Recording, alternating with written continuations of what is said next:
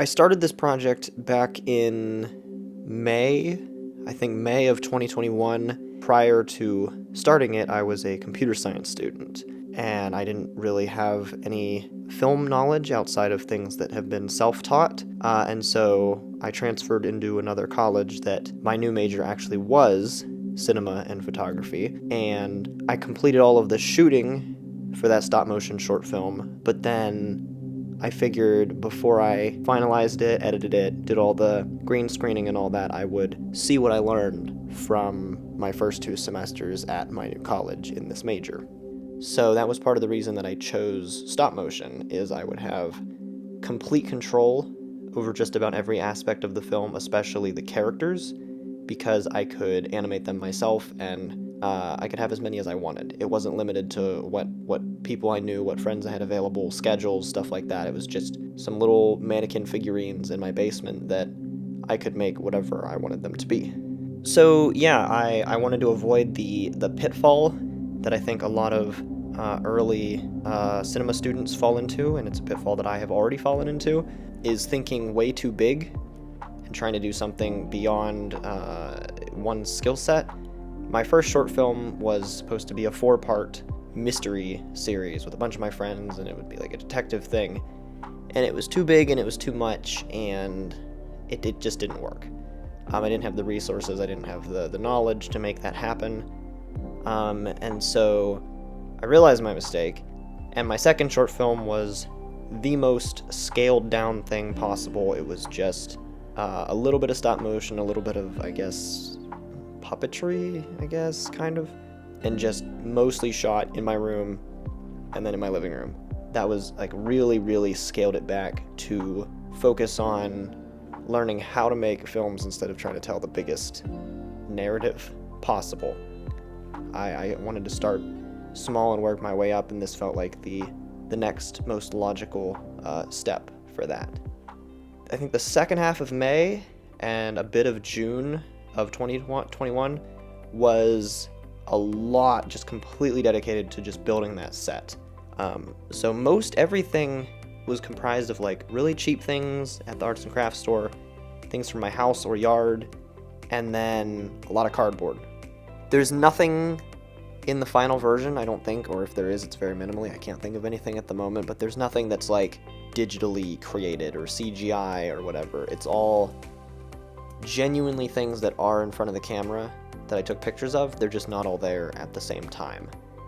I didn't have enough resources to put the brunt of the work in the production phase of this project.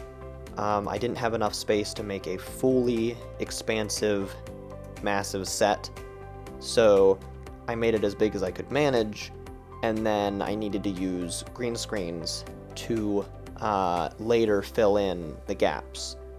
Yeah, so when you're doing a project like this by yourself, at least in my experience, from my experience, this was one of the biggest positives, was just being able to have so much control over it. I could have my, I guess, quote-unquote actors do whatever I wanted. I could make the world around them whatever I wanted. I could bring any element into it that I wanted. There were no restrictions. Unfortunately, that comes with a pretty big negative of, obviously, so many, probably most of the best films, the best stories, are not done by just one singular person, because it's that receiving criticism and talking with others and getting feedback, workshopping, that really makes something great so many times, so often. And that's a negative, is when you're working on a project like this, I think it's really good to still find a way to bounce ideas off of people. I wish I had done that a little more. I predicted early on that when I started this project, I would kind of lose interest. I guess towards the end, maybe just because I did it so often, I got a little tired of it. But about a year later, the next summer of 22, I came back to it, and with all the new knowledge I got from my new college, my new major, actually being a student of film, I needed to rework some things. And so there were a lot of reshoots. There were a lot of scenes that I just directly had to redo in their entirety, with like virtually no changes except maybe a character's one movement is different or something was out of focus, and I was still enjoying it, which was the weirdest part to me, that I was literally going back and doing the same work again, and I was still having fun with it.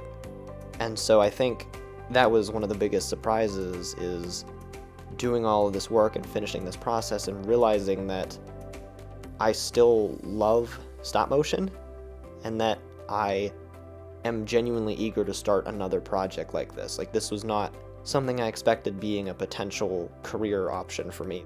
As an aspiring writer-director for, indie films or smaller budget stuff, short films, I think this was an excellent place to start. I'm really glad I did this, of just pursuing the work that I want to do in the future, but on a very small scale, and just having something to show for it.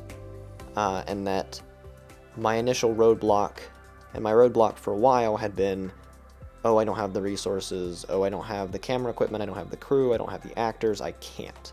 I always thought to myself, like, oh, I can't do this stuff, because I don't have enough resources.